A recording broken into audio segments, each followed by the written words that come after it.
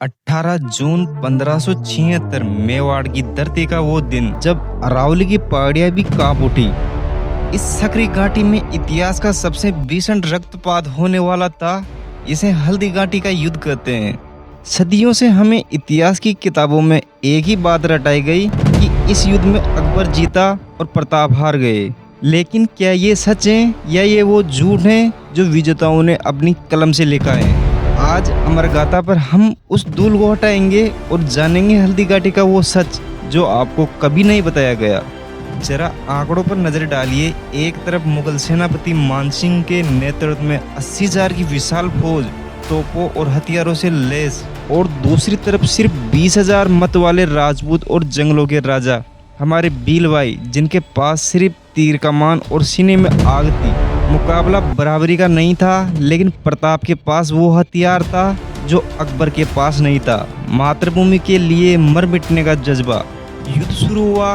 मुगलों की भारी तादाद के आगे राजपूत भारी पड़ने लगे। प्रताप की नजरें सिर्फ एक ही शख्स को ढूंढ रही थी, गद्दार मानसिंह को। प्रताप ने अपने स्वामी भक्त घोड़े चेतक को एड़ लगाई।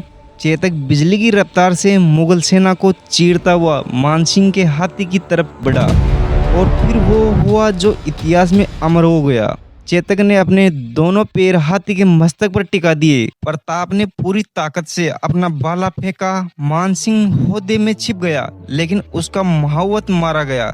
मुगल सेना का सेनापति अपनी जान बचाकर कांप रहा था। मुगलों में भगदड़ मच गई। तभी अकबर का सबसे ताकतवर योद्धा बहलोल खान प्रताप को रोकने आगे आया। प्रताप ने अपनी तलवार खड़ग का ऐसा वार किया कि बहलोल खान को उसके घोड़े समेत, जी हाँ, घोड़े समेत ऊपर से नीचे तक 2 हिस्सों में चीर दिया।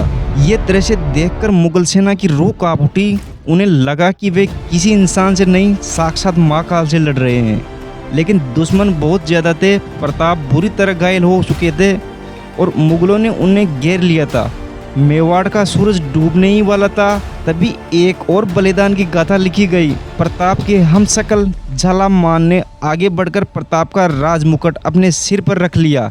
मुगलों को लगा कि झालामान ही प्रताप है और पूरी सेना उन पर टूट पड़ी।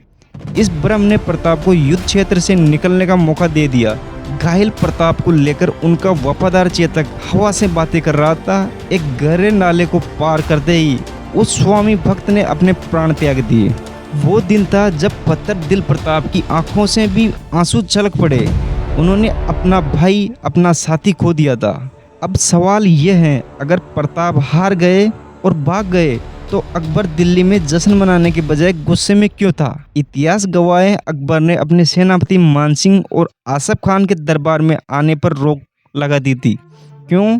क्योंकि वे खाली हाथ लौटे थे। अकबर का मकसद युद्ध जीतना नहीं, प्रताप को जिंदा या मुर्दा पकड़ना था, और वो इसमें बुरी तरह असफल रहा।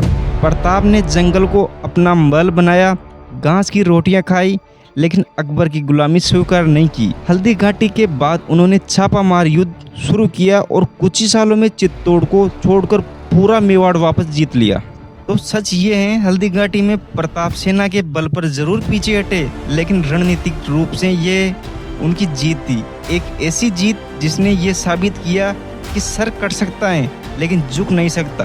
तो इस सच ने आपके रोंगटे खड़े कर दिए।